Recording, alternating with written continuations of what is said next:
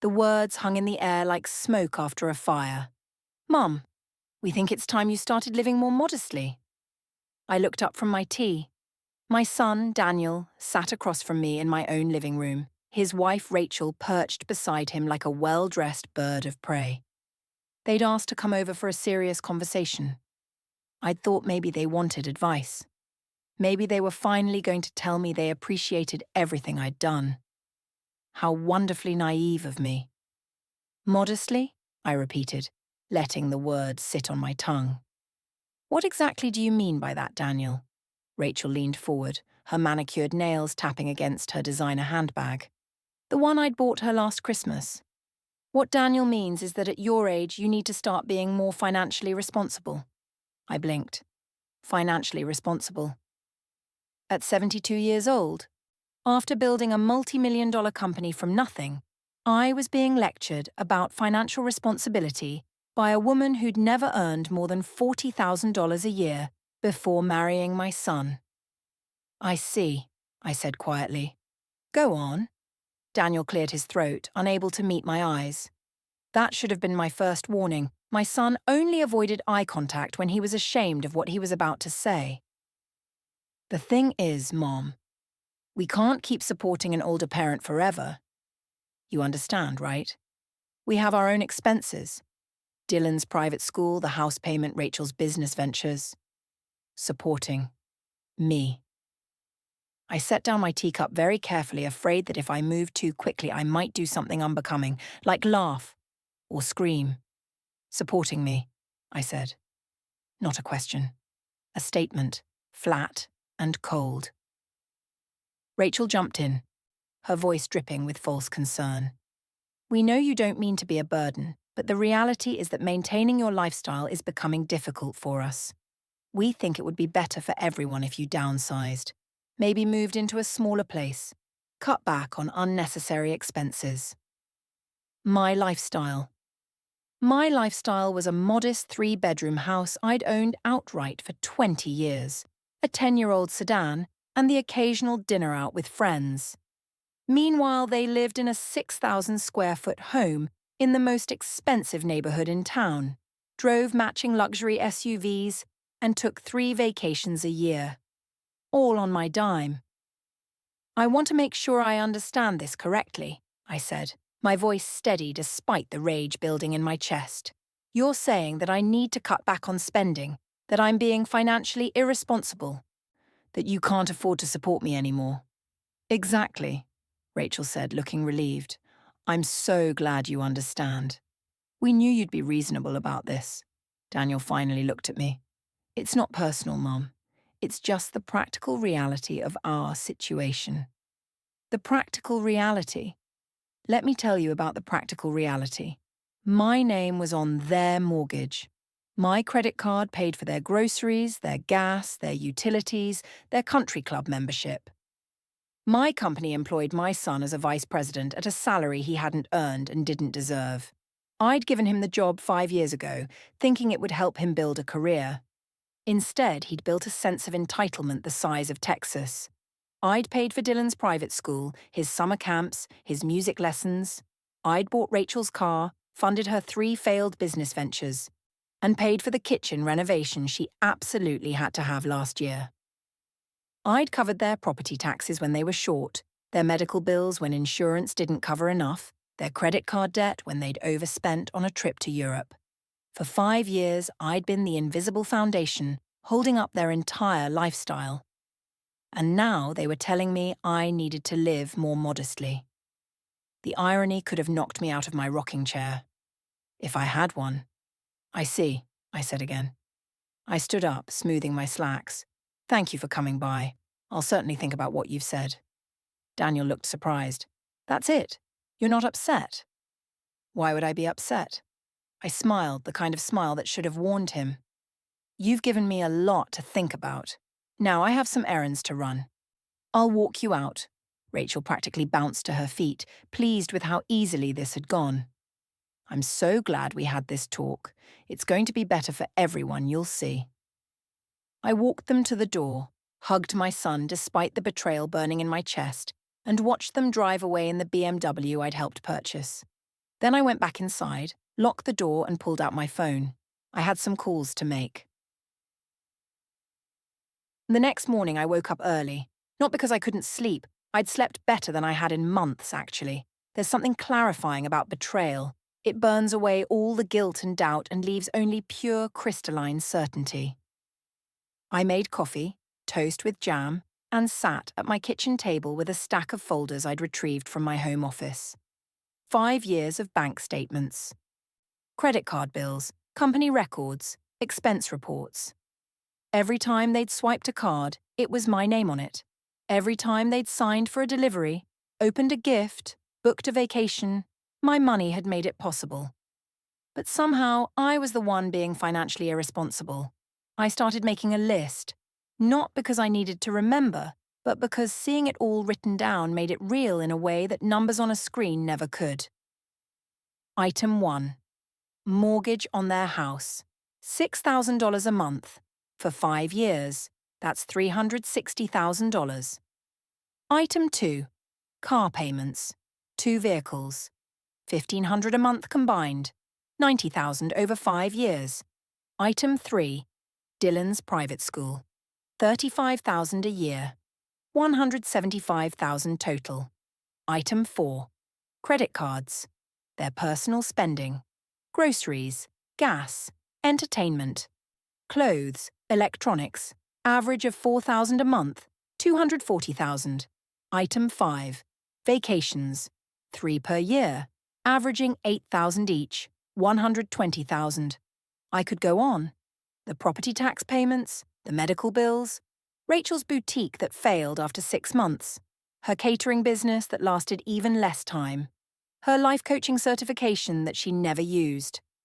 By the time I finished, the total sat in front of me like a judgment, just over $1 million. I'd spent $1 million supporting their lifestyle while they told me I needed to be more financially responsible. I picked up my phone and dialed my attorney. Helen, it's Margaret. I need you to draw up some documents for me. Monday morning, I walked into my office at Sterling Solutions, the software company I'd founded 30 years ago. I'd started it in my garage after my husband died, building it line by line, client by client, until it employed over 200 people and generated 8 figures in annual revenue. I'd planned to leave it all to Daniel, planned to retire and hand him the reins, let him build on what I'd created. That fantasy had died somewhere around the time he told me I needed to downsize my lifestyle. My assistant Petra looked up as I passed her desk. "Morning, Margaret. Daniel's already in the conference room. He said you called a meeting." "I did. Is everyone here?" "Yes, Ma'am. You, Daniel, and the board members. Just like you requested." I smiled. "Perfect. Hold my calls, please." The conference room went quiet when I walked in. The 5 board members sat on one side of the long table. Daniel sat at the far end, looking relaxed and confident in his expensive suit, the one I'd bought him. "Good morning, everyone," I said, taking my seat at the head of the table. "Thank you for coming on short notice." "Of course, Margaret," said Thomas, my CFO. "What's this about?" I placed a folder in front of me. "I'm announcing some changes to company leadership. Effective immediately, Daniel Sterling is being removed from his position as Vice President of Operations." The room went silent. Daniel's face drained of colour. "What?" he said. "Mom, what are you talking about?" I didn't look at him. I kept my eyes on the board members. "I've conducted a thorough review of departmental performance over the past 5 years. The operations division has consistently underperformed under Daniel's leadership. We've lost 3 major clients due to missed deadlines and poor communication. Employee turnover in that division is 30% higher than the company average, and the division's budget has been exceeded every single quarter." Thomas nodded slowly. "I've noticed those issues, but I thought..." "You thought what? That because he's my son, I'd overlook incompetence?" I finally looked at Daniel. His face was red now, anger replacing shock. "I gave you this position because I believed in you. I thought you'd rise to the challenge. Instead, you've coasted on my name while treating this company like your personal piggy bank. That's not fair. Daniel said, his voice tight. I've worked hard. Have you? I pulled out another document. This is an expense report from last quarter, $1,200 lunch, $900 client dinner, where you drank a bottle of wine that cost more than most people's car payment, $600 in Uber rides, a hotel stay in New York that cost $3,000 a night, for a meeting that could have been done by video call. I slid the paper across the table. You've treated company funds like they're infinite, like they're yours. They're not. Mom, please. Daniel stood up. Can we talk about this privately? No. This is a business decision, and it's being handled in a business setting. Your employment is terminated. Security will escort you out. You'll receive 2 weeks' severance, which is more generous than you deserve. You can't do this. I stood now too, meeting his eyes. I built this company. My name is on the door. I can do whatever I want. Before he could respond, the conference room door opened. Rachel rushed in, her face flushed, her eyes wild. What the hell is going on? She demanded. Daniel just texted me that you're firing him. I turned to her calmly. This is a private business meeting, Rachel. You need to leave. Like hell I will. You can't just fire your own son. I can. And I have. Now please leave before I have security remove you. She ignored me, turning to Daniel. Don't let her do this to you. She's just a bitter old woman who can't stand to see us happy. The room went very quiet. Even Daniel looked uncomfortable. I walked around the table slowly, deliberately. When I reached Rachel, I was smiling. The kind of smile that has no warmth in it at all. You want to talk about bitterness? I said softly. Let's talk about yesterday morning. When my credit card was declined at the grocery store. Do you know why it was declined, Rachel? She paled. Because you maxed it out. You and Daniel. $30,000 in purchases last month alone. Furniture, electronics, jewelry. $8,000 at a spa resort. For what? A girls' weekend you posted all over social media while I had to put my groceries back because I'd hit my credit limit. I pulled out my phone, scrolling to my banking app. Would you like to see the transactions? I have them all here. Every swipe, every purchase, every indulgence, all on my accounts, all with my money. Rachel's mouth opened and closed like a fish. Here's what's going to happen, I continued, my voice still calm, still controlled. Effective immediately, all credit cards in your name are cancelled. Your access to my accounts is revoked.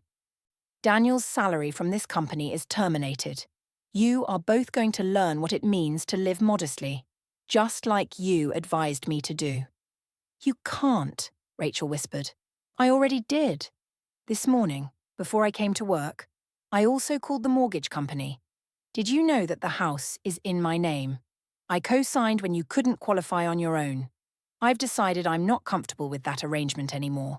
You have 60 days to refinance in your own name or the house goes on the market. Daniel stumbled back against his chair. Mum, we can't afford the mortgage without your help. You know that. Then I suggest you start living more modestly, I said. Downsize, maybe move into a smaller place. Cut back on unnecessary expenses. Those were your words, weren't they? I'm just taking your advice. Rachel's face twisted with rage. You're doing this because we hurt your feelings?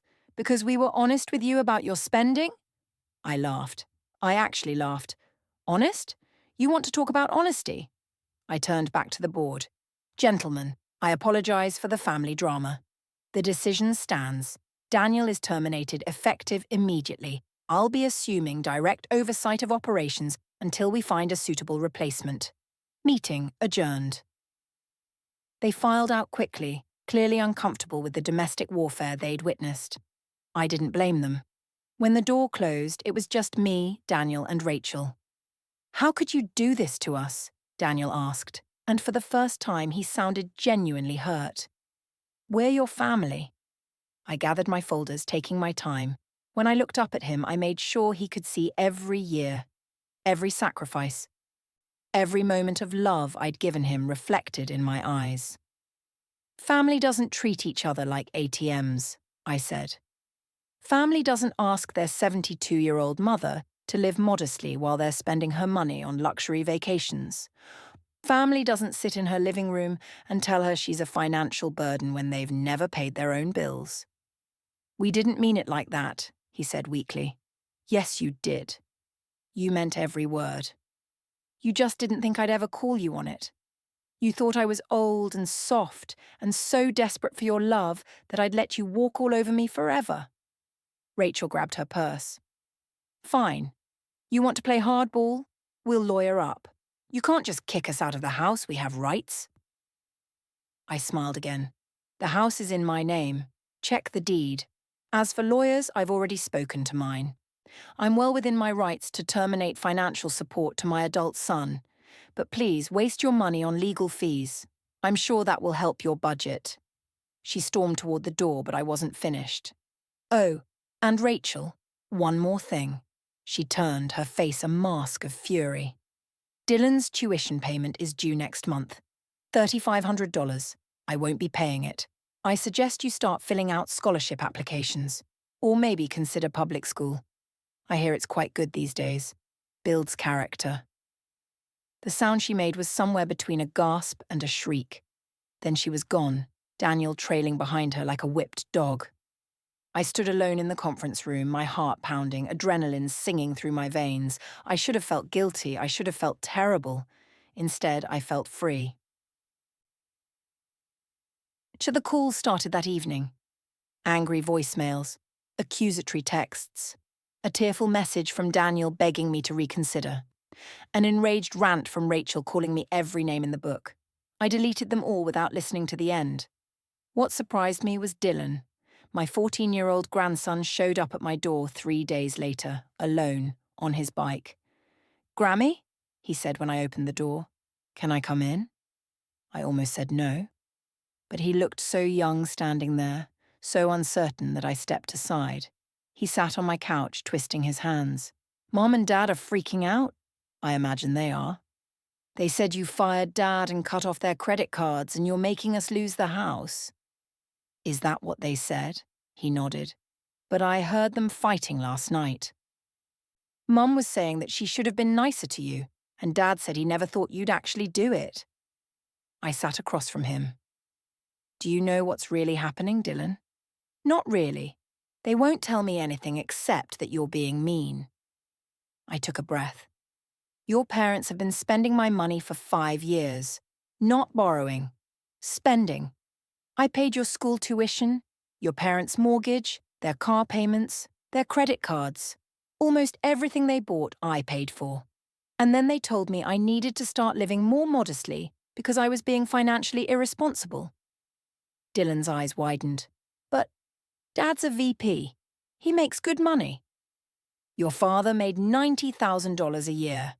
That's good money, yes, but not enough to afford a $6,000 mortgage, 2 luxury cars, private school, and the lifestyle your parents wanted. So I paid the difference. And they never even said thank you." He was quiet for a long moment. "I didn't know. I didn't expect you to. But now you do. And here's what I want you to understand, Dylan. I love your father. He's my son. But love doesn't mean letting someone take advantage of you. Sometimes the most loving thing you can do is let someone stand on their own feet. Even if they fall, especially if they fall, that's how people learn." He nodded slowly. Then, to my surprise, he said, "I'm sorry, Grammy, for how I treated you. I was rude sometimes. I thought—" He trailed off. "You thought what?" "I thought you were just, like, there. I didn't think about you as a real person, just as Grammy. The person who bought stuff and gave me money for games." Hearing it from a 14-year-old shouldn't have hurt, but it did. Still, I appreciated his honesty. "Thank you for saying that," I said. "It takes courage to apologize." "Are you really going to make us lose the house?" "I'm giving your parents 60 days to refinance. If they can't, yes, they'll have to sell. But Dylan, that house was never theirs to begin with. It was mine. I just let them live in it." He processed this. "Where will we go?" "Somewhere your parents can actually afford. It won't be as big. It won't be in the fancy neighborhood. But it will be yours, truly yours. earned by your parents' work. And I think that will be better for all of you. He stood up. I should go before they realize I'm here. They said I'm not supposed to talk to you. I understand. At the door, he turned back. Grammy, I know I don't have the right to ask, but will you still come to my games? I have a soccer match next Saturday. Something in my chest loosened. I'll be there. He smiled a real smile and rode away on his bike. Maybe there was hope after all. 6 weeks later, I sat on a terrace in Positano, Italy, watching the sun sink into the Mediterranean. The sky was burning orange and pink, the kind of colours that don't look real but somehow are. Beside me, my friend Janet raised her Prosecco. To Margaret, who finally learned how to put herself first. I clinked my glass against hers.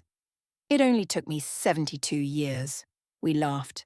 Janet, Susan, and Patricia had been my friends since before Daniel was born. We'd supported each other through widowhood, business challenges, difficult children. And now here we were, 4 wealthy retirees on a 2-month tour of Italy, living our best lives. My phone buzzed. Another message from Daniel. I'd been ignoring most of them, but something made me open this one. Mom, we moved today. The house sold fast. We're renting a 3-bedroom in the suburbs. It's smaller, but it's nice. Dylan has his own room. Rachel got a job teaching yoga. I'm working 2 jobs right now, but we'll make it. I wanted you to know that I understand now what you were trying to teach me. I'm sorry it took me so long to get it. I hope someday you'll forgive me. Love, Daniel. I stared at the message for a long moment. Then I typed back, I'm proud of you. Keep going. You're stronger than you know, I added. Dylan's game is next Saturday. I'll be there. Save me a seat. The response came quickly. Thank you, Mom, for everything. I put the phone away and looked out at the sunset. Janet was telling a story about a gondolier in Venice who'd tried to overcharge her. Susan was laughing so hard she was crying. Patricia was already pouring more wine. For 5 years, I'd given my son everything he asked for and more. I'd funded his dreams, his lifestyle, his comfort.